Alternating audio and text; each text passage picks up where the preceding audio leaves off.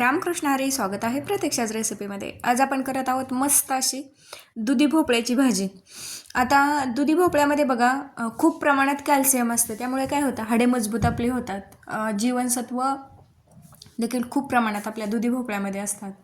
ते बघा असं मॉइश्चर देखील दुधी भोपळ्यामध्ये खूप असल्यामुळे ना ते चवीला देखील छान लागतं आणि कमी पाण्यामध्ये मस्त अशी भाजी तयार होते.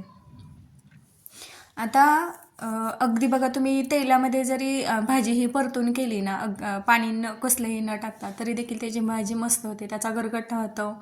त्याची आपण पकोडे देखील केलेले आहेत, त्याचा पराठा देखील केलेले आहेत. या दुधी भोपळ्याचे वेगवेगळे प्रकारचे मी वेगवेगळे व्हिडिओ याच्या अगोदर अपलोड केलेले आहेत. आता इथे मी काय केलं आहे, एक दुधी भोपळा घेतला, अगदी कोवळा आहे आणि छोटासा आहे. तसेच साईडला एका प्लेटमध्ये ना भिजण्यासाठी एक 7-8 काजू आणि एक 15-20 शेंगदाणे, ते देखील कच्चे आहेत, ते देखील व्यवस्थित असे भिजायला ठेवलेले होते. आता काय करायचे, तर कांदा आणि टोमॅटो मी व्यवस्थित असा बारीक कट करून घेते. कांदा कट केल्यानंतर बघा त्याच्या पाकळ्या मी पूर्णपणे सुट्ट्या करते. यानं काय होतं, तर जो आपला कांदा कट केलेला आहे तो व्यवस्थित असा प्रत्येक त्याची पाकळी व्यवस्थित अशी भाजली जाते. आणि जर आपण तसाच कांदा ठेवला ना तर तो व्यवस्थित असा भाजला जात नाही. कांदा आणि टोमॅटो कट करत करत मी इकडे आपला जो दुधी भोपळा आहे तो व्यवस्थित असा भाजून घेतलेला आहे. वरती बघा तुम्हाला त्याची साल करपलेली दिसते. साल वगैरे दुधी भोपळा भाजताना काढून घ्यायची नाही. सालीसहित व्यवस्थित स्वच्छ धुवून घ्यायचा आणि सालीसहित तो व्यवस्थित भाजून घ्यायचा. तो भाजल्यानंतर आपलं वांग्याचं भरीत जसं भाजल्यानंतर वांगं जसं आपलं सॉफ्ट होतं ना, तशा पद्धतीने सॉफ्ट होतो. वांगा एवढा होत नाही असा मऊसर, परंतु थोडासा असा बघा प्रेस केला तर आत दबला जातो, म्हणजे असा आपला मस्त असा आपला भोपळा भाजला असं समजून जायचं. आता भोपळा भाजला, तो साईडला ठेवला. त्याचे जे करपलेली वरची साल आहे ते आपण काढून घ्यायचे, परंतु बघा तो थोडासा गरम आहे तर आपल्याला काही घाई नाही. तोपर्यंत तो मी साईडला ठेवला थंड होण्यासाठी. आणि जो कांदा आणि टोमॅटो आपण कट करून घेतलेला होता तो आता व्यवस्थित असा जरासं तेल टाकून व्यवस्थित शक्य होईल तेवढा मंद आचेवर मस्त असा थोडासा ब्राऊन कलर येईपर्यंत कांदा भाजून घ्यायचा आहे. बघा कांदा कढईमध्ये टाकल्यानंतर देखील बघा कुठे कुठे असा त्याच्या पाकळ्या अशा एकमेकांना चिटकलेल्या होत्या, म्हणून मी उलटण्याच्या सहाय्याने ना ते व्यवस्थित अशा हलवून असा प्रेस करून ना त्या सुट्ट्या सुट्ट्या करून घेतल्या. इथे आपल्याला जसा पाहिजे तसा कांदा भाजलेला आहे. नंतर यामध्ये मी जी आपली फुटाण्याची डाळ आहे, काही ठिकाणी बघा याला डाळवं देखील म्हणतात, डाळं देखील म्हणतात, ते टाकलेलं आहे. हे फुटाणे देखील बघा आपल्याला आता हेल्थसाठी खूप चांगले असतात. आता थंडीमध्ये तर अवश्य खाल्ले पाहिजेत. आपल्या बोनसाठी देखील फुटाणे खूप चांगले असतात. आणि थंडीमध्ये जर आपल्याला सर्दी वगैरे झाली ना तर बघा जुने लोक सांगायचे की झोपताना फुटाणे खा आणि झोपा, त्यामुळे काय होतं, तर आपला कफ नाहीसा होतो. आता ते फुटाणे देखील टाकले. जरासं हलवल्यानंतर त्यामध्ये जो कट केलेला टोमॅटो होता तो देखील टाकून घेतलेला आहे. आता ते सर्व आपण व्यवस्थित असं भाजून घ्यायचं आहे. टोमॅटो जसजसा भाजत जाईल ना तसतसा तो सॉफ्ट व्हायला लागतो. इथे तुम्हाला दिसतंय की आपला टोमॅटो बऱ्यापैकी सॉफ्ट झालेला आहे. आपलं जे डाळवं टाकलेलं होतं ते देखील मस्त भाजलेलं आहे. कांदा देखील व्यवस्थित असा भाजलेला आहे, म्हणजे आपला हे ग्रेव्ही करण्यासाठी ना रेडी झालेलं आहे. आता डाळवं टाकल्यामुळं काय होतं, तर भाजीला आपल्याला थोडासा थिकनेस यायलासुद्धा मदत होते. आता मी काजू आणि शेंगदाणे बारीक भिजत घातले होते ना, त्याच्यावेळी एक बेडगी मिरची देखील भिजायला घातलेली होती. मी शूट करून म्हणजे ते दाखवल्यानंतर 1-2 मिनिटांनी ते टाकलं. बेडगी मिरची भिजायला घातली होती, ती दाखवायची राहिली होती. मी तुम्हाला इथं दाखवले. बेडगी मिरची देखील मी त्याच पाण्यामध्ये भिजत घातलेली आहे. आता थंडी सुरू आहे तर बघा जे आपली मेथी आहे ती कुठेही अगदी सहजासहजी मिळते. आणि थंडीच्या दिवसामध्ये मेथी स्वस्त देखील असते.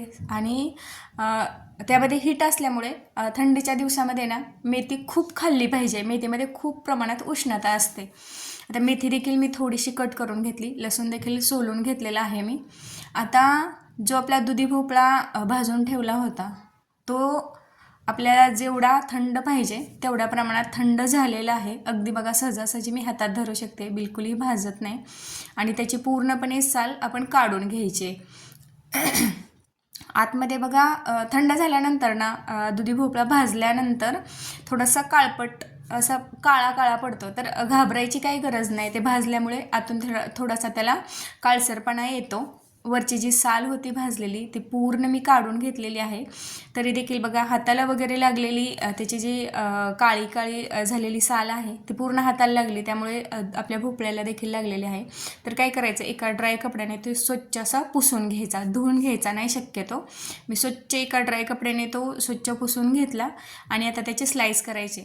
आता तुम्ही इथे त्याच्या फोडी जरी केल्या ना तरीही चालेल, परंतु बघा दिसायलाही सुरेख आहे आणि बघा वेगळं काहीतरी. आपण बटाट्याच्या वगैरे तर फोडीच करत असतो, वांग्याच्या झालं कशाच्याही फोडी करत असतो, अशा मस्त अशा स्लाईस करून घ्यायच्या. वेगळं काहीतरी पूर्ण त्याच्या मी स्लाईस करून घेतल्या. आणि नंतर जे आपलं कांदा टोमॅटो डाळवं होतं ते आता मस्त असं थंड झालेलं आहे आणि ते एका मिक्सरच्या जारमध्ये काढून घ्यायचं आणि ते व्यवस्थित असं बारीक करून घ्यायचं आहे. आता डाळवं टाकल्यामुळे त्याला असं जास्त दाटसरपणा येणार आहे, त्याच्यामुळे तुम्हाला वेगळं असं काही टाकायची बेसनपीठ वगैरे काही टाकायची गरज नाही. त्यामध्येच मी एक 8-10 लसणाच्या पाकळ्या टाकलेल्या आहेत, थोडंसं अद्रक टाकलेलं आहे आणि जराशी मेथी देखील टाकलेली आहे. लसूण देखील बघा थंडीमध्ये खूप खाल्ला पाहिजे, कारण आपण उन्हाळ्यामध्ये तर लसूण वगैरे कमी प्रमाणात खायचं आहे, कारण लसणामध्ये खूप प्रमाणात हीट असते. त्याच्यामुळे सीझननुसार आपल्या लसणाचं प्रमाण देखील कमी जास्त झालं पाहिजे. आता थंडी आहे तर मी लसणाचं प्रमाण देखील बघा प्रत्येक भाजीमध्ये जास्त करते. आता ते जी आपण मिक्सरमध्ये कांदा टोमॅटो टाकलं होतं ते व्यवस्थित असं बारीक करून घेतलं. एक कढई घेतली आणि त्यामध्ये तेल टाकून घ्यायचं आहे. आता तुम्हाला बघा शक्यतो तेलाचं प्रमाण कमी ठेवायचं आहे. इथे एक साधारण 2 चमचे मी तेल टाकलं आणि त्यामध्ये जी ग्रेव्ही करून घेतली होती ती देखील टाकली. आता इथे मी मेथी आणि कोथिंबीर दोन्हीही टाकल्यामुळे ना टोमॅटो टाकून देखील त्याला ग्रीन असा कलर आलेला आहे. तुम्ही जर इथं मेथी नाही टाकली आणि कोथिंबीरीचं प्रमाण जर कमी ठेवलं ना तर त्याला लालसर असा कलर येतो. परंतु मेथी टाकल्यानंतर बघा त्या भाजीची अशी वेगळी टेस्ट लागते. तुम्ही नक्की ट्राय करून बघा की मेथी थोड्याशा जास्त प्रमाणात त्याची ग्रेव्ही करून टाकली ना तर भाजीला असं वेगळाच त्याला वेगळीच अशी चव लागते इतर भाज्यांपेक्षा. आता ते व्यवस्थित असं हलवून घ्यायचं आहे. तुम्ही जसजसं ते हलवत जाईल ना तसं त्याला बघा ते मसाला पाणी सोडतो. आता इथे मी काजू, कच्चे शेंगदाणे आणि जी आपली बेडगी मिरची होती ना ती भिजत घातलेली होती ती देखील व्यवस्थित अशी त्यांची मी पेस्ट करून घेतलेली आहे आणि ते आता व्यवस्थित असं हलवून घ्यायचं आहे. इथे बघा सर्व बाजूने हे हलवून घ्यायचं, जेणेकरून ना जो आपला मसाला आहे तो सर्व बाजूनी सर्व मसाले व्यवस्थित असे भाजले जातील. आता इथे मी मेथी वापरल्यामुळे ग्रीन कलर येतोय, त्यामुळे इथे बघा तुम्ही हिरवी मिरचीचा देखील वापर करू शकता. आणि जर तुम्हाला लाल कलर आणायचा असेल तर मेथी कॅन्सल करून त्यामध्ये फक्त टोमॅटो आणि लाल मिरची पावडर आणि काश्मीरी मिरची पावडर थोड्याशा जास्त प्रमाणात वापरायचे, म्हणजे त्याला असा वेगळा लाल रंग येतो. आता नंतर त्यामध्ये जे कट केलेला दुधी भोपळा होता भाजून कट केलेला तो त्यामध्ये टाकून घेतला. आता तो बघा 70 ते 80% ऑलरेडी भाजल्यामुळे शिजलेलाच आहे, त्याला काही फारशी अशी शिजवायची गरज नाही. त्यानंतर त्यामध्ये जराशी हळद देखील बघा शक्य होईल तेवढ्या भाज्यांमध्ये आपण ना थंडीच्या दिवसामध्ये वापरायची, कारण हळदीमध्ये उष्णता असते आणि थंडीमध्ये ते खाल्लं ना तर ते आपल्या बॉडीवर त्याचा काही जास्त असा वाईट परिणाम होत नाही, उलटं आपल्या बॉडीची हीट वाढते, त्यामुळे त्याचा चांगलाच फायदा होतो. नंतर त्यामध्ये मी लाल मिरची पावडर टाकलेली आहे. आता बघा बऱ्याच जणांना हिरवी मिरची चालत नाही, म्हणून बरेच जण लाल मिरची पावडरचा देखील वापर करतात. इथे मी देखील तशाच पद्धतीने लाल मिरची पावडर टाकली आणि ते आता व्यवस्थित असं हलवून घेतलं. त्यासोबत चवीनुसार मीठ देखील टाकून घेतलं आणि ते व्यवस्थित असं हलवून घ्यायचं आहे. दिसायला मस्त आहे आणि चवीलाही खूप छान लागते. आता इथे आपण शेंगदाणे देखील, काजू आणि आपले जे डाळवं होतं ते देखील टाकलेलं आहे, त्याच्यामुळे त्याला दाटसरपणा बघा जास्त येणार आहे. कारण जसजसं थंड होत जाईल ना भाजी तसतसं या पदार्थांमुळे ना भाजी अशी दाटसर होते, म्हणजे ती घट्ट अशी व्हायला लागते.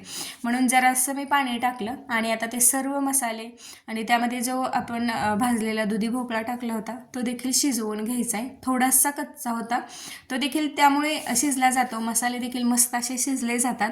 टेक्स्चर देखील खूप छान आलेलं आहे. अगदी अजून तुम्ही जर असं पाणी टाकलं ना तरी त्यामध्ये होऊन जाईल इतपत त्याला मस्त असं टेक्स्चर आलेलं आहे. आता एक 5-7 मिनिटाची मी एक वाफ काढून घेतली. बघा सर्व बाजूनी मस्त अशी त्याला उकळे आलेले आहे.